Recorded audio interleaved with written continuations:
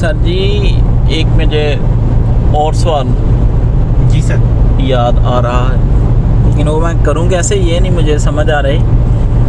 करता है वैसे कर ले। सर आप तो माशाल्लाह काफ़ी अरसे से ये ट्रेडिंग के प्लेटफॉर्म पे हैं। जी सर। तो सर कोई कुछ ऐसी बताएं चीज़ें जिनसे ना लॉस से बचा जा सके।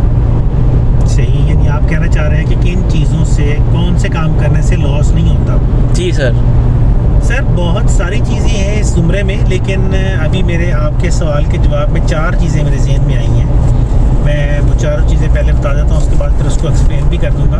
पहली चीज़ है लेवरेज का सही इस्तेमाल। दूसरी चीज़ है पेयर्स की सिलेक्शन, यानी जिन इंस्ट्रूमेंट्स के ऊपर आप ट्रेड करना चाह रहे हैं उनकी सही सिलेक्शन। तीसरी चीज़ है एक प्रॉपर टाइम टेबल, और चौथी चीज़ है ओवर ट्रेडिंग। सर ये 4 चीज़ें अगर बंदा मैनेज कर लेना तो सर बड़े, मेरा ख्याल है कि आप थक गए हैं। नहीं सर, नहीं। अच्छा नहीं सर। तो ये 4 चीज़ें अगर बंदा मैनेज कर ले तो बड़े आराम से प्रॉफिटेबल ट्रेडिंग की जा सकती है और लॉसेस से बचा जा सकता है। अब सबसे पहली चीज़ तो है लेवरेज।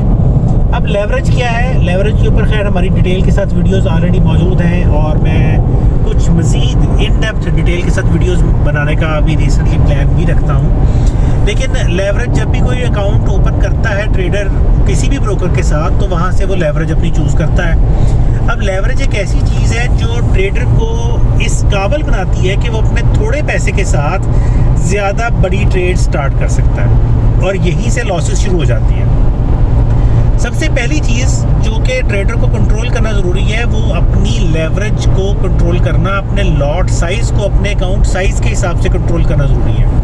अब एक बंदा $100 के अकाउंट पे 1000 की लेवरेज ले लेता है, और ब्रोकर तो उसको अलाउ कर रहा है कि वो स्टैंडर्ड लॉट भी ट्रेड कर ले, लेकिन अब स्टैंडर्ड लॉट ट्रेड करने पे ब्रोकर उसको मना नहीं करेगा, लेकिन जाहिर है रिस्क जो है वो इंतहाई हद तक ज़्यादा चला जाएगा। तो 8-10 पिप का उसके पास टोटल मार्जिन होगा, 8-10 पिप इधर तो प्रॉफिट, और 8-10 पिप इधर और अकाउंट वाश। तो लेवरेज सबसे पहले आपने मद्देनजर रखनी है कि लेवरेज जितनी मर्जी लें, इससे कोई फ़र्क नहीं पड़ता कि आप कितनी लेवरेज ले रहे हैं, लेकिन फ़र्क पड़ता है कि आप अपने अकाउंट साइज़ के हिसाब से लेवरेज के होने के बावजूद अपना लॉट साइज़ क्या यूज़ कर रहे हैं। तो अपने लॉट साइज़ को हमेशा मिनिमम से मिनिमम रखें। अगर आप बड़े बड़े ट्रेड्स करके प्रॉफिट गेन करने के ख्वाहिशमंद हैं तो ये एक किस्म का मेरी नज़र में जुआ है। इस फील्ड में इसलिए ना आए कि जनाब आपने थोड़े से पैसे इन्वेस्ट करने हैं और बड़ी बड़ी ट्रेड्स करके आपने प्रॉफिट गेन करना है। इसको बिजनेस समझ के करें, जुआ समझ के मत करें। दूसरी चीज़ है करेंसी पेयर्स। अगर करेंसीज पे ट्रेड कर रहे हैं या किसी भी इंस्ट्रूमेंट पे ट्रेड कर रहे हैं तो उस इंस्ट्रूमेंट का उसकी सही सिलेक्शन। मैं करेंसी की ही बात कर लेता हूँ। हमारे ज़्यादातर ट्रेडर्स करेंसीज पे ट्रेड करते हैं, और करेंसीज पे ट्रेड करने के चक्कर में उनकी मैंने देखा है कि सिलेक्शन बहुत गलत होती है। हर करेंसी पेयर एक जैसा मूव नहीं करता। हमारे पास अगर MT4 की बात कर लें, ब्रोकर्स की बात कर लें, तो रफली जितने भी ब्रोकर्स हमारे पास हैं वो मिल मिला के major currency pairs, cross currency pairs को मिल मिला के तकरीबन कोई 28 से 30 करेंसी पेयर्स की ऊपर ट्रेडिंग हमें ऑफर करते हैं, बल्कि इससे कहीं ज़्यादा करती हैं। ये तो मिनिमम है। अब उन 28-30 करेंसी पेयर्स में से सारे करेंसी पेयर्स ऐसे नहीं होते जिनको ट्रेड किया जा सके। बहुत सारे करेंसी पेयर्स ऐसे होते हैं जिनके अंदर ट्रेडिंग के लिए कोई वैलिड, आप कह लें कि रीज़न ही नहीं है मेरे नज़दीक। करेंसी पेयर्स, एक करेंसी पेयर सारे दिन में तो 30-40 पे मूव कर रहा है, और एक करेंसी पेयर सारे दिन में 200-250-300 पे मूव कर रहा है। तो हम कैसे एक्सपेक्ट कर सकते हैं कि एक करेंसी पेयर जो सारे दिन में 30-40 पे मूव कर रहा है वो हमें 100 पिप का प्रॉफिट दे दे? ये पॉसिबल ही नहीं है।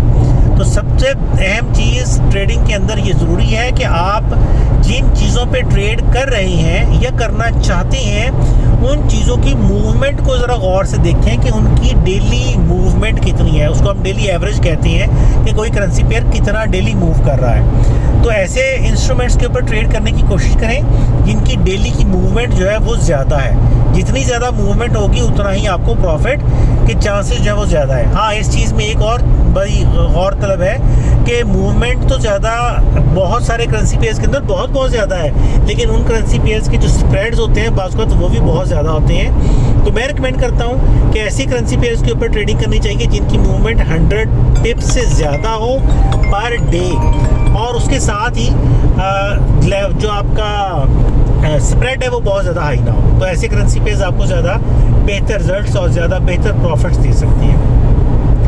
उसके बाद तीसरी चीज़ जिसकी अभी हमने बात की है वो टाइम टेबल है। अपना एक टाइम टेबल सेट करें। ये नहीं है कि जब आपका दिल चाहता है आप उठ के बैठ जाएं और ट्रेडिंग करना शुरू कर दें। मार्केट में अच्छे और बुरे औकात दोनों ही हैं। कुछ टाइम ऐसे होते हैं जब मार्केट बहुत अच्छा मूव करती है, कुछ टाइम ऐसे होते हैं जब मार्केट में उतनी बड़ी मूवमेंट्स नहीं होती।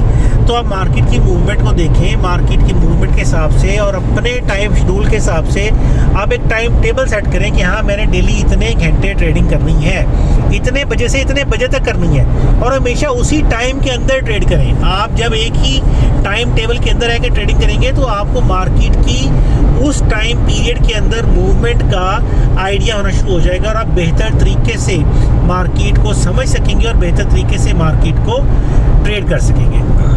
और चौथी चीज़ जिसकी अभी हमने बात की थी वो है ओवर ट्रेडिंग। हमने पिछली वीडियो के अंदर भी बात की है कि ओवर ट्रेडिंग से बचें। अपना डेली का एक टारगेट तय करें कि मैंने जी आज 50 पिप कमाने हैं, मैंने 40 कमाने हैं, मैंने 100 कमाने हैं, जो भी आपका टारगेट है, लेकिन टारगेट रीजनेबल होना चाहिए। ये नहीं है कि जी आप कहें मैंने आज 2000 पिप कमाना है और आप यूरो डॉलर के ऊपर ट्रेड स्टार्ट करके बैठ जाए। अब यूरो डॉलर के ऊपर ट्रेड स्टार्ट करके दिन में 2000 पिप तो नहीं कमाया जा सकता।